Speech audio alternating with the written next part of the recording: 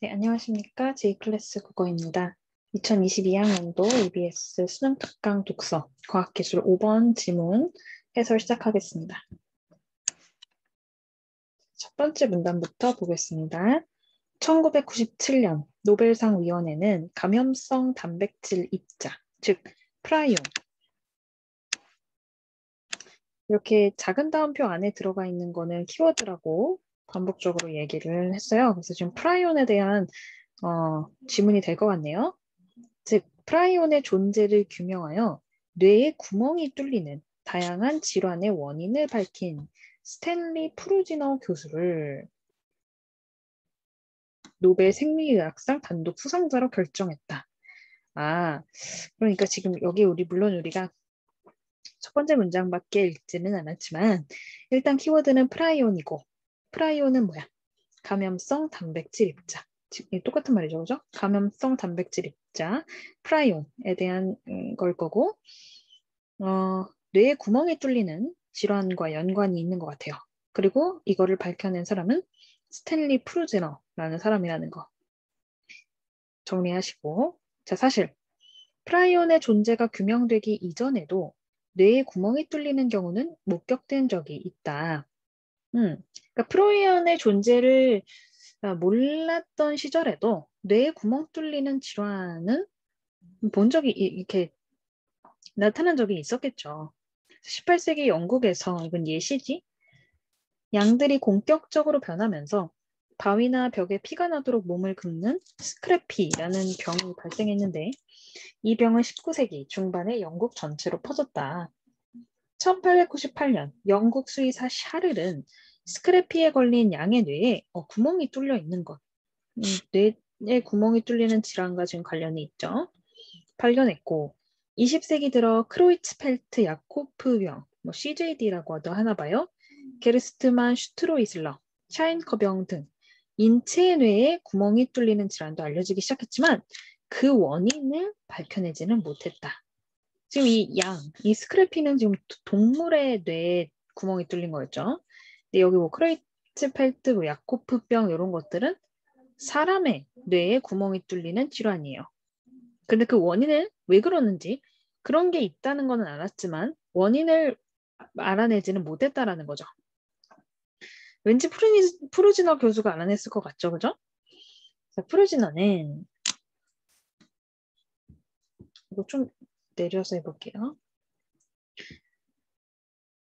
프루지너는 갓 의대 교수가 되었던 젊은 시절부터 CJD, 이거 뭐니? 크로이츠펠트 야코프병, 즉 사람 인체 뇌에 인체 뇌에 구멍이 뚫리는 그 병이에요. 연구에 몰두했었다. 자, 그는 환자의 뇌조직 추출물을 다른 동물에게 주입하면 동일한 증상이 나타났어. 사람이 아니라 다른 동물에다 넣었을 때도 뇌에 구멍이 뚫리는 그런 증상이 나타났대요. 자, 그것들을 보고 이들의 뇌조직 속에는 분명 병의 원인이 될 만한 바이러스가 들어있을 것이다. 그러니까 다른 동물에다가 주입해도 똑같은 증상이 나타났을 것이다 라고 믿었다. 자, 하지만 아무리 많은 환자와 동물의 뇌를 관찰해도 질병을 일으켰다고 판단되는 바이러스를 발견하지는 못했어요. 그럼 바이러스가 아니라는 얘기네, 그지? 자, 그런데 바이러스가 아니라 실험에 사용된 모든 샘플에서 기존에 알려지지 않은 단백질이 공통적으로 검출되었다. 이게 프라이온일 것 같지 않니? 그죠? 자, 프루지는이 이 단백질에 프라이온이라는 이름을 붙이고, 혹시 이 단백질 자체가 감염원으로 작용해 다른 생명체에게 영향을 미친 것은 아닌지 의심하기 시작했다. 그러니까 이게 바이러스가 옮겨간 게 아니라 단백질이 옮겨가서 단백질 자체가 감염원이 되어서 이런 현상이 일어나는 것은 아닌가. 뇌에 구멍이 뚫리는 그 질병이 일어나는 것이 아닌가 의심하기 시작했어요. 자, 하지만 이것도 왜 하지만일까?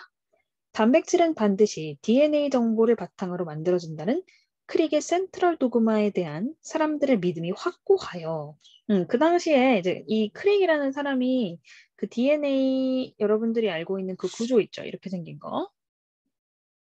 이 구조를 밝혀낸 사람인데 그 사람의 그 발견이 굉장히 획기적이었기 때문에 사람들이 정말 그거에 다 빠져 있었단 말이야.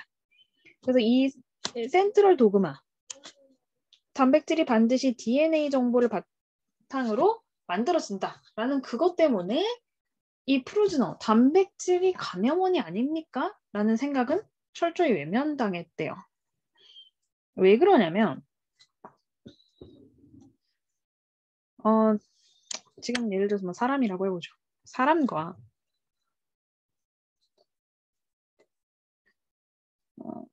쥐라고 해볼까요? 네. 사람과 쥐의 그 DNA 정보는 다 달라. 그렇기 때문에 뭐 사람의 DNA로 만들어진 사람의 단백질, 그리고 쥐의 DNA에서 온 그 쥐의 단백질은 좀 다른 점이 있겠죠. 그런데 이 사람의 그 뇌조직을 뭐 쥐로 옮겼다고 해서 얘한테도 똑같은 그 병이 나타났다라는 게 그 단백질이 감염원이다라고 한다면 단백질은 DNA로 만들어지는 건데 어떻게 이렇게 종을 뛰어넘는 사람과 쥐가 같은 종이 아닌데 종을 뛰어넘는 그런 단백질이 있을 수 있단 말인가 라는 생각을 하게 된 거죠. 자, 그러다가 햄스터와 생쥐, 양, 소, 그리고 인간 등 동물이라면 종에 상관없이 종은 다르긴 하지만 사람이든 쥐든 뭐 다 동물이잖아요. 모두 선천적으로 프라이온을 갖고 있어 라는 사실이 밝혀지면서 프라이온이 어떤 경우에 질병을 일으키는지에 대한 사람들의 관심이 생겨났다. 네, 뭐 DNA 정보에 따라서 뭐 단백질이 다를 수는 있지만 동물이라면 공통적으로 가지고 있는 단백질 프라이온이 있다라는 거죠. 근데 그 프라이온이 어떤 경우에 도대체 질병을 일으켜서 뇌의 구멍을 뚫리게 하는가에 대해서 사람들이 관심을 가지기 시작했다라는 거예요. 자, 이런 의문은 프루지너가 정상적인 프라이온과 프라이온성 질환을 지닌 환자의 프라이온 구조가 다르다는 것을 밝혀내면서 해결의 실마리를 찾게 되었다. 정상 프라이온과 뭐 질환 있는 프라이온은 이들의 구조는 달랐던 거지, 그지? 구조 같지 않다. 자, 정상 프라이온은 무슨 나선형 구조인데 반해 돌연 변이를 일으킨 병원성 프라이온이라고 고칠게요. 병원성 프라이온은 병풍처럼 반쯤 벌려놓은 구조. 그러니까 둘이 다르게 생긴 거예요. 생긴 것 자체가. 이런 병원성 프라이온이 뇌에 반점 형태의 아밀로이드반을 형성하여 뇌 염증을 일으키고 결국 뇌 여기저기까지 구멍을 뚫어 놓는 것이다. 그러니까 이 병원성 프라이온이 아밀로이드반이라는 거를 형성하고요. 뇌에 염증을 일으키고요. 결국엔 뇌에 구멍을 뚫게 만든다는 거죠. 병원성 프라이온은 강력한 안정성이 특징이라 너무 얘가 안정적이야. 그래서 단백질 분해 효소로도 분해되지도 않고 없어지지도 않아. 열과 자외선 화학물질에도 저항력이 매우 강해요. 게다가 정상 프라이온에 대한 특별한 감염성을 지니고 있어서 문제가 심각해지는 거지. 정상 프라이온을 만나면 그 구조, 어떤 구조였어? 나선형 구조. 나선형 구조의 꼬임을 풀어서 병풍 모양 구조로 변환시켜 병원성 프라이온으로 변성시키는 거예요. 그냥 자기가 돌아다니면서 이 병원성 프라이온 자기가 구멍을 뚫는 거, 요거를 넘어서서 정상 프라이온을 만나면 걔를 공격해가지고 병원성 프라이온으로 만들고 자기 자체는 잘 파괴되지도 않아. 좀 좀비 같네요. 자, 이런 현상이 도미노처럼 발생하면서 신경계 전체의 정상 프라이온을 변성시켜 정상적인 신경 기능을 마비시키는 것이다.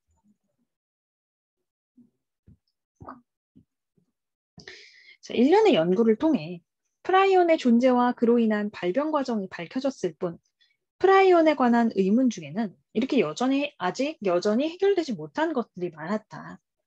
자, 그러던 중에 1986년 영국에서 작은 소리에 과민하게 반응하고 침을 흘리며 경련을 일으키다 사망하는 소들이 발견되면서 광우병이라고 불린 이 질환에 세계가 집중하기 시작했어요. 광우병이 발생한 이 병에 걸린 소의 뇌 조직에 스펀지처럼 얘도 구멍이 뚫린 거야. 그래서 우해면양 뇌증 BSE라는 이름도 붙여졌다. 광우병이 발생한 정확한 원인에 대해서는 아직도 의견이 분분하지만 육골분 사료를 통한 병원성 프라이온의 유입, 이것도 뇌에 구멍 뚫리는 거니까 프라이온이랑 관련이 있었겠죠. 근데 그 프라이온이 어디서 왔대? 병원성 프라이온이 육골분 사료를 통해서. 육골분 사료를 통한 병원성 프라이온의 유입으로 발병했다는 의견이 가장 유력하다. 그럼 육골분 사료란 무엇인가? 소나 돼지, 양 등을 도축하고 남은 찌꺼기와 내장, 뼈 등을 잘게 부숴와 만든 동물성 사료로 지방과 단백질이 풍부하여 식물성 사료보다 가축을 살찌우는 데 유리하다. 20세기 들어 대규모 축산 방식의 도입으로 육골분 사료를 먹이는 농가가 늘어났는데 이 사료를 통해 아까 그 뇌에 구멍 뚫렸던 그 스크래피에 걸린 양의 병원성 프라이온이 소에게 유입되어 광우병을 발생시켰다는 것이다. 그러니까 그 사료가 뭐라 했어? 소, 돼지, 양 도축하고 남은 걸로 만든 동물성 사료라 그랬잖아. 그러니까 그 도축된 양이 스크래피 걸린 양이었던 거지. 그래서 거기 이제 그걸로 만든 사료를 먹은 애는 프라이온이 그대로 병원성 프라이온이 그대로 유입돼서 동일한 질병에 걸린 거죠. 세계 많은 나라들이 육골분 사료의 사용을 금지한 뒤 소의 광우병 발병률이 현저하게 저하됐다는 점은 육골분 사료가 병원성 프라이온 전파의 주역이라는 결정적 증거로 제시되고 있다.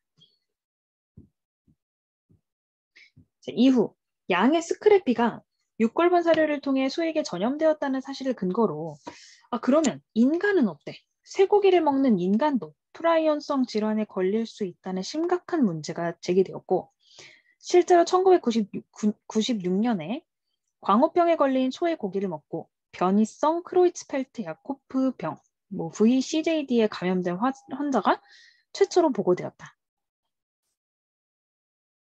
그런 사례가 있었네요. 자, 최근에는 1980년대 이후 뇌와 관련된 부위의 조직 이식을 받은 사람들 사이에서 의인성, 진료 의사의 진료 행위에 의해서 생긴 크로이츠펠트 야코브 병의 발병이 보고되기 시작했는데 환자의 대부분이 사체의 경막은 어디 있는 거야? 뇌막. 그러니까 뇌에 있는 어떤 그 바깥에 있는 그 튼튼한 막을 가공하여 이식받은 환자들이었다.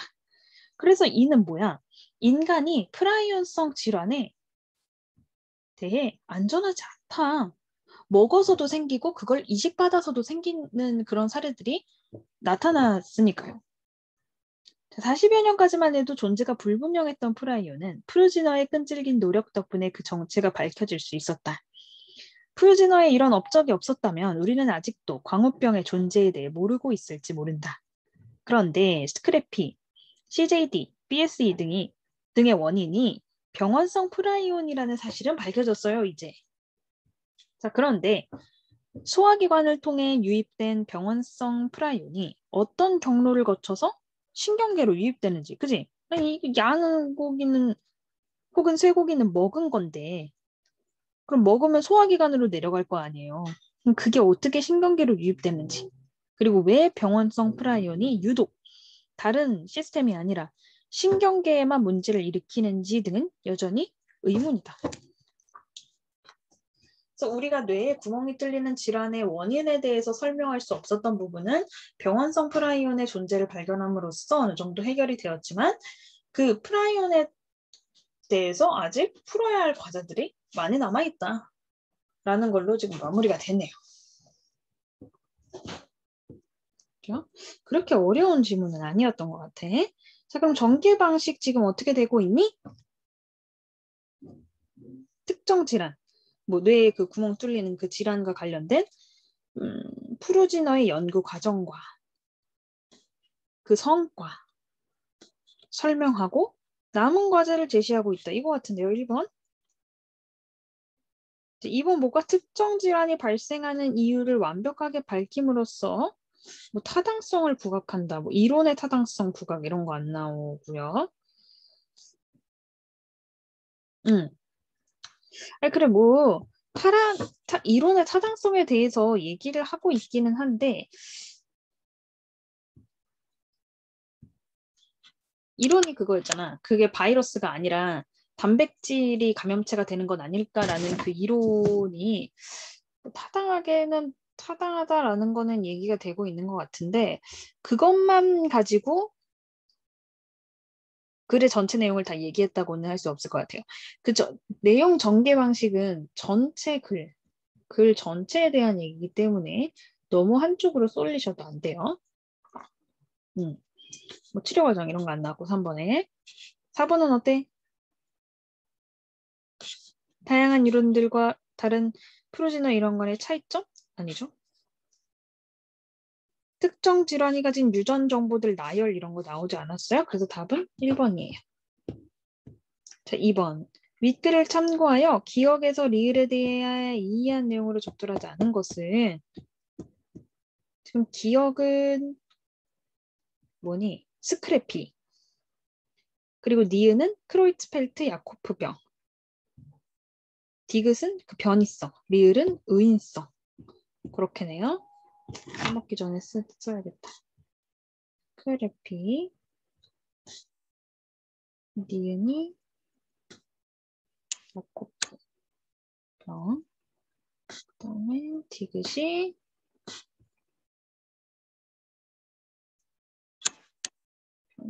뭐 이렇게 되어 있었죠, 그죠? 1번. 육골분 사료의 금지는 기억, 스크래피에 걸린 양의 뇌조직이 사료에 섞이는 것을 막고자 한 일이죠. 그죠? 그것 때문에 그 프라이온이, 병원성 프라이온이 사료를 먹는 동물들한테 유입이 되니까 이번에 1번은 맞네요. 2번. 야코프, 요거 그 CJ 뭐죠? CJD. 네. CJD에 걸리는 CJD가 알려지기는 시작했지만 발병 요인과 발병 과정에 대한 내용은 밝혀진 것이 없다. 아니죠? 발병 요인 알려졌죠, 그죠? 병원성 프라이온 때문이라고요? 이거 아니네요. 2번. 그 다음에 3번. 뭐 디귿의 출현은 프라이온성 질환이 동물로부터 인간에게 이게 쇠고기를 먹은 사람에 대한 얘기였으니까 3번 맞고 4번. 어때? 이거는 어떤 그 이식 때문에 일어나는 거였죠, 그죠? 감염된 뇌조직을 이식받았을 것이다. 그 다음에 5번. 이것들 모두 공통점이 뭐야? 뇌에 구멍이 뚫리는 질환이라는 거지. 그게 다 어디서 온 거? 병원성 프라이온 때문이다. 라는 거.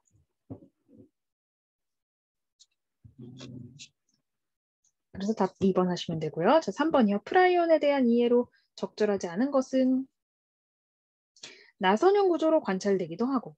그죠? 이건 정상. 꼬임이 풀린 병풍형 구조. 이거는 병원성. 자, 2번. 병원성 프라이온은 뇌의 반점 형태의 주직. 아까 아밀 뭐였죠? 아밀로이드 반. 요거를 형성한다라고 얘기를 했어요. 다시 보여드릴게요. 여기야. 병원성 프라이온이 뇌의 반점 형태의 아밀로이드 반을 형성해서 구멍까지 뚫어놓는다라는 얘기가 있었어요. 그래서 요것도 맞고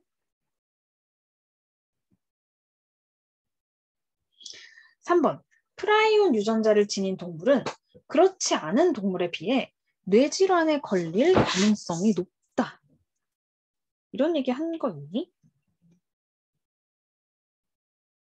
물론 그러니까 동물이라면 공통적으로 종에 상관없이 프라이온을 가지고 있다는 게 밝혀졌거든요. 그렇기 때문에 뭐 프라이온 유전자를 지닌 동물, 뭐 그렇지 않은 동물 이거를 나눌 수는 없을 것 같아요. 그래서 3번이 답입니다. 4번. 프라이온성 질환 걸리면 뇌에 구멍 뚫려 있다고 했죠. 그리고 음식물 섭취로 유입될 수 있어요. 우리 쇠고기 먹는 거 생각하시면 돼요. 쇠고기 먹는 거, 광우병 걸린 쇠고기 먹었더니 사람도 프라이온성 그 질환에 걸렸더라. 맞죠? 신경기능? 음식물 섭취로 유입된 병원성 프라이온이 신관계로 유입돼서 일어날 수 있다. 자, 4번. 보기는 가에 대한 설명이다. 가는 크릭의 센트럴 도그마였어요. 이를 참고하여 윗글에 대해 반응한 내용으로 가장 적절한 것은 가볼게요. 자, 1958년 크릭은 센트럴 도그마 가설을 발표하였다.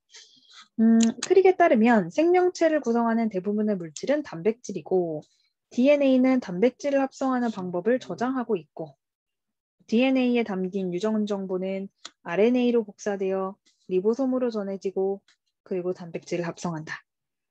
즉, 센트럴 도그마에 따르면 DNA 유전 정보는 RNA, 단백질 이렇게 간다라는 거예요.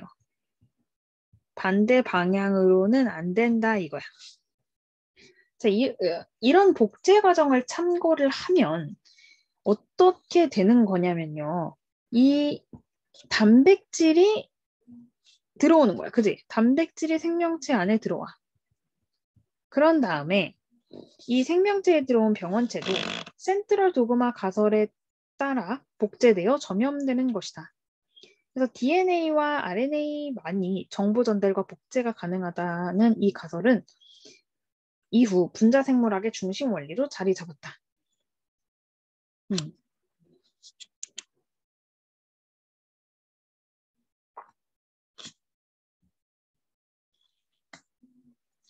DNA와 RNA만이 그런 게 가능하다라는 거야. 그러면은 적절한 거 골라봅시다. 자, 적절한 거. 1번. 뇌 관련 질환의 원인을 밝혀내지 못하는 것은 유전 정보를 담고 있는 DNA가 감염되었기 때문입니까? 뭐 이런 얘기는 알 수가 없고요. 2번 볼게요. 단백질인 프라이온이 질병의 감염원이라는 것은 DNA 역할과 관련된 센트럴 도그마 가설에 위배되는 사례에 해당하는군. 네, 이거죠. 이것 때문에 처음에 그 의사 프루지너의 가설이 프루지너의 그런 얘기가 단백질 그 프라이온이라는 단백질 자체가 감염원이 될 수 있다라는 게 철저히 무시되었던 이유였어요. 왜? 프라이온은 DNA랑 RNA가 아니잖아. 그런데 지금 DNA와 RNA만이 정보 전달과 복제가 가능하다라고 했는데 프라이온도 가능하다라고 하면 센트럴 도그마에 위배되는 게 되겠죠.